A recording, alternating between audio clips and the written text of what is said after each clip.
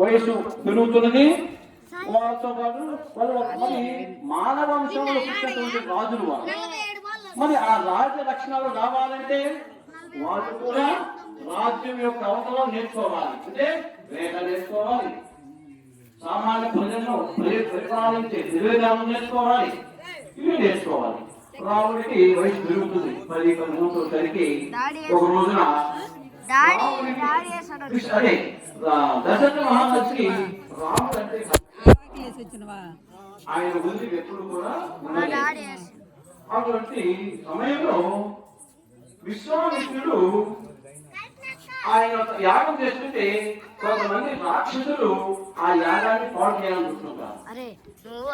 అప్పుడు ఆయన తెలుస్తుంది పొలాన్ని కోసల రాజ్యంలో పొలం దశరథ మహారాజు కొడుకులు పుట్టారు, వాళ్ళ వల్లే ఇది సాధ్యమవుతుంది అని చెప్పి చెప్తారు. అప్పుడు వెంటనే ఈ విశ్వామిత్రుడు ఆ కోసల రాజ్యానికి బయలుదేరారు. బయలుదేరి అప్పుడు భూమి కాబట్టి ఆయన ఈ దశరథ మహారాజు ఆయన సాధారణ లోపల ఆహ్వానించి ఆయన ఒక సింహాసనం వేసి కూర్చోబెట్టి ఆయన పాద పూజ చేసిన తర్వాత ఏమిటి వారు మీరు ఇట్లా వచ్చారు, ఏమి చూశారు, నాకు ఒక మాట ఇస్తే చెప్తాను అంటారు. రాజులు ఆగిన మాట తప్పకూడదు. అందువల్ల సరే మీరేం కోరినా నేను ఒక మాట తప్పనని కాదు, మాట ఇస్తాను, చేతిలో చేయి చెబుతాను అన్నమాట. ఏమి లేదు, ఇట్లా నేను పలానా యాగం చేస్తున్నాను. ఆ యాగం చేస్తుంటే కొంతమంది రాక్షసులు ఈ యాగాన్ని పాడు చేస్తున్నారు, నీ పెద్ద కుమారుని నాతో పంపించాలి అంటారు. అంటే అప్పుడు దశరథుడు ఏమంటాడు, అయ్యా వాడికి ఇంకా 12 సంవత్సరాలు నిండలేదు, చిన్న వయసులోనే నన్ను వదిలిపెట్టి నేను దగ్గర ఎట్ట పంపించేది అంటాడు. రాజీ పక్కన రాజు నువ్వు నాకు మాట ఇచ్చావు, రాజుల మాట తప్పకూడదు, ఆడిన మాట తప్పకూడదు, కాబట్టి నువ్వు వెంటనే నీ కొడుకు నాతో పంపించేసి ఇద్దరిని రాముని లక్ష్మణుని అంటే మిగతా చిన్నపిల్లగా. అప్పుడు అయినా మనసు ఒప్పుకోగా నువ్వు నాతో పంపించబట్టి నువ్వు ఆడిన మాట తప్పుతావు, నువ్వు రాజువే కాదు, మీ వంశంలో నువ్వు కుల ప్రశ్నుడే కాదు, ఇంతవరకు మీ వంశంలో ఎవరు తప్పలేదు. వాళ్ళ వంశంలో తప్పని ఎవరు చెప్పండి, సత్యహరిశ్చంద్రుడు నాకు చెప్పారా, చివరి వరకు కూడా నిజాన్నే పట్టుకుని వెళ్ళాలి హరిశ్చంద్రుడు. అందువల్ల ఆ హరిశ్చంద్రుడు అంటే వంశంలో నువ్వు మాట తప్పావంటే నీకు పుట్టగతులు ఉండవు, నువ్వు తప్పనిసరిగా నా మాట చెల్లించాల్సిందంట. అప్పుడు నేను మా కొడుకుని వదులుకోలేక మళ్ళా ఆయన ఏం శపిస్తాడో అనే భయంతో వెంటనే ఇద్దరిని పంపించడానికి అంగీకరిస్తాడు అన్నమాట. జై శ్రీరామ్.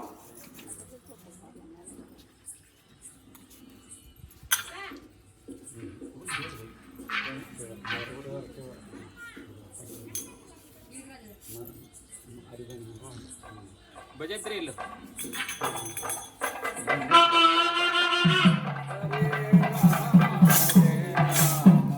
రామ రామ హరి హరి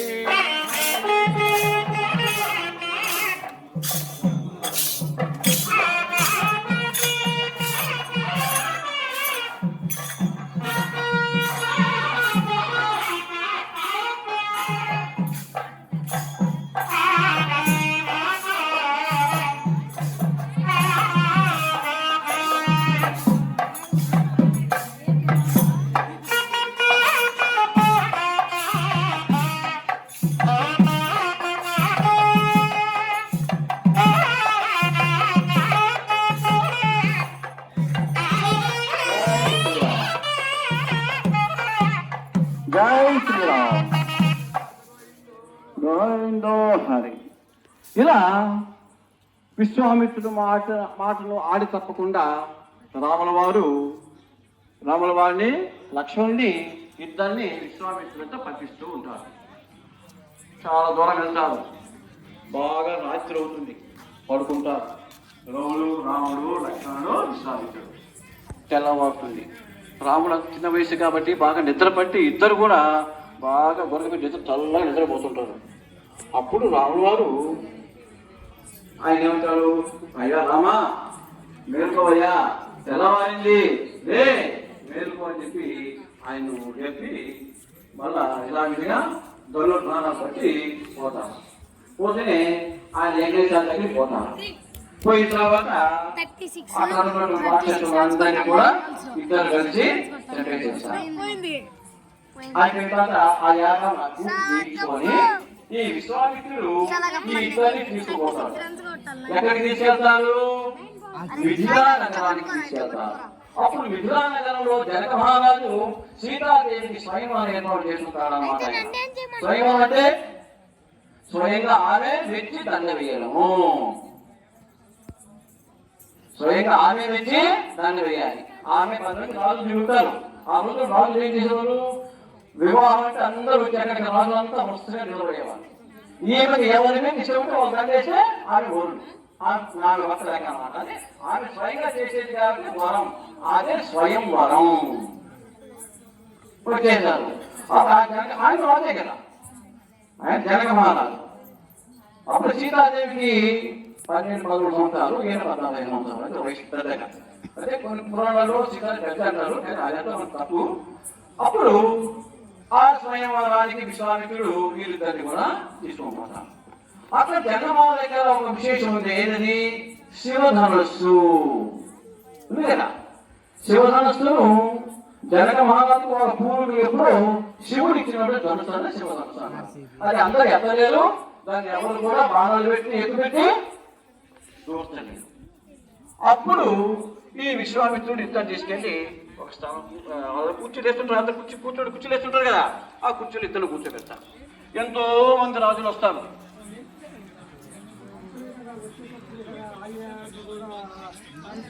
అక్కడ వచ్చింది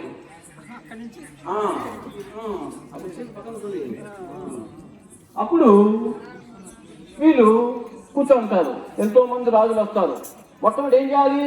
ఆయన పెళ్లి చేసుకోవాలంటే ఆ శివధనస్సును ఎత్తి విల్లు ఎక్కుపెట్టి విడవాలి. ఎంతో మంది రాజులు వస్తారు.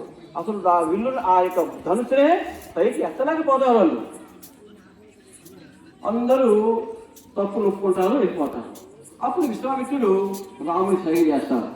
రామాన్ని కనగానే ఆయన వెళ్ళి ఒక చేత పట్టుకుంటూనే దూది పింజలాగా గాలికి దూది ఎట్లా వేస్తుందండి అట్లా లేచి విల్లుతో బాణాన్ని ఎత్తిపెట్టేస్తారు. అప్పుడు ఆ విల్లు ఏమవుతుంది?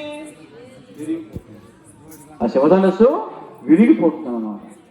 అప్పుడు సీతాదేవి ఆయన మెచ్చి ఆయన మెడలో దండ వేసుకుంది. ఆ సీత ఎవరు? సీత జగన్మాత ఎలా పుట్టింది? సీత పుట్టలేదు. ఆమె అయోనిజ. అయోనిజ అంటే మనిషికి పుట్టిన మనిషి కాదు అని అర్థం. అయోనిజ అంటే మనిషికి పుట్టిన వాడు కాదు అని అర్థం అన్నమాట. అంటే దంపతులకు పుట్టిన వాళ్ళు కాదు అని అర్థం. ఈ జనక మహారాజు నాగలు దుంటున్నాడు. దుంటుంటే ఎక్కడో ఒక చోట ఆ నాగేటు సాలు అంటారు, పసుపు ఉంటుంది కదా, దాని సాలు అంటారు. ఆ పసుపు పెట్టె తగ్గుతుంది లోతుగా. అది ఇంకా ముందు కదలదు. ఎద్దులు ఎంత లాగినా కూడా ముందు కదలటంలే, అది బరువైన పెట్టె. అప్పుడు ఏంటనే పెట్టె అని చెప్పి చూస్తే దాంట్లో పాప ఉంటుంది, చిన్న పాప, నెలల పాప. ఆమె సీత. సీత అంటే ఏంటి? భూమిని పుట్టింది కదా సీత. చాలు అంటే సీత అని అర్థం. నాగేది వస్తుంది కదా, దాన్ని తాగి పుట్టింది కాబట్టి ఆ చాలునే సీత అని అంటారు అన్నమాట. సీత అంటే అయోనిజ, హిమజ, అవి చాలా పేర్లు ఉన్నాయి కూడా. వసుంధర, మరి భూమిని పుట్టిన ఆమె. అట్లా ఆమె తీసుకొచ్చి పెంచుకొని పెద్ద చేసి ఇక్కడ ఈ విధంగా రాములవారికి ఇచ్చి పెళ్లి చేశారు. అప్పుడు ఇంకా జనక మహారాజు ఆయన చేసిన కార్యక్రమాన్ని చేసి తన కూతుర్ని రాముడు లక్ష్మణ పంపిస్తున్న సమయంలో అనుకోకుండా రాములవారు పోతుంటే రాముడి యొక్క కాలు తగిలి ఒక రాయి మనిషిగా మారుతుంది. ఆమె ఎవరు? అహల్య. ఆమె ఎవరు? అహల్య. అహల్య అంటే ఎవరు? ఒక గౌతముని యొక్క భార్య. ఒక గౌతముని యొక్క భార్య. ఆమె చాలా అందగత్తె అహల్య. ఈ గౌతముడు ముని, ఎప్పుడు తపస్సు చేసుకుంటుండేవాడు. అప్పుడు ఇది పైన ఉన్న ఇంద్రుడు కనిపెడతాడు. ఈయనేమో ఋషి అయిపోయా, ఈమె చాలా అందంగా ఉంది, మరి ఎట్లా అని చెప్పి ఆయన ఆమె మీదకి ఆమెను వశపరుచుకోవాలని చెప్పి ప్రయత్నం చేస్తారు. ఎవరు? ఇంద్రుడు. ఆ సమయంలో ఒక రోజున అహల్య గౌతముడు ఇద్దరు నిద్రపోతుంటారు రాత్రిపూట. సగం పొద్దుప్పుడు ఈ యుద్ధుడు ఏం చేస్తాడంటే, ఈయనకు ఒక అలవాటు ఉంది గౌతముడికి.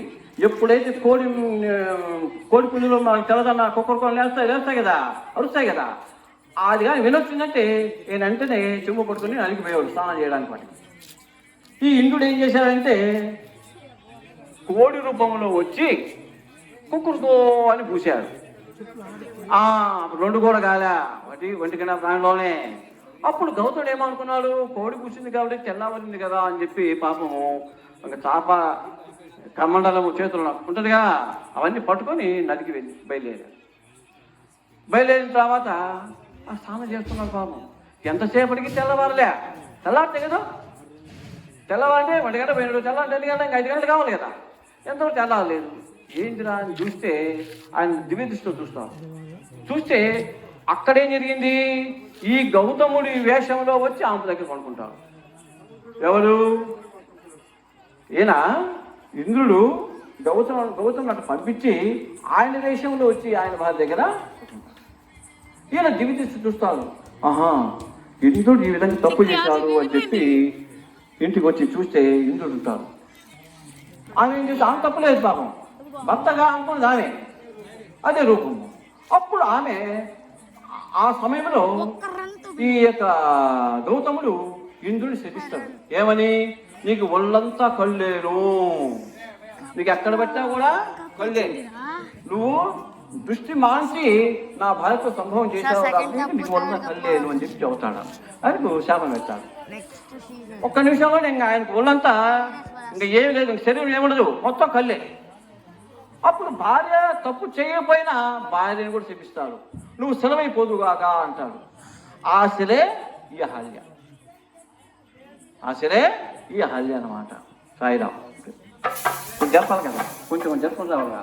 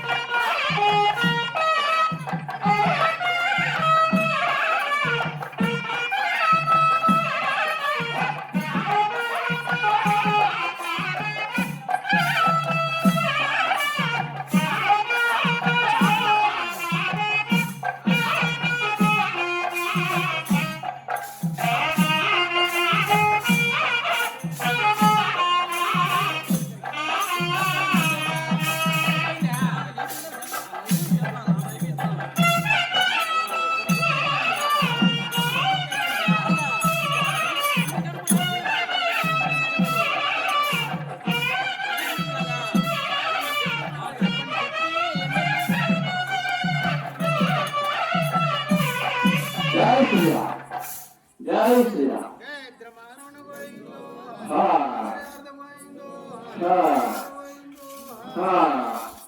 అలా అహల్య శిలగా రాయి మామూలు ఆమె తయారీ ఆమె రావణ చేసుకొని తన పూర్వజన్మ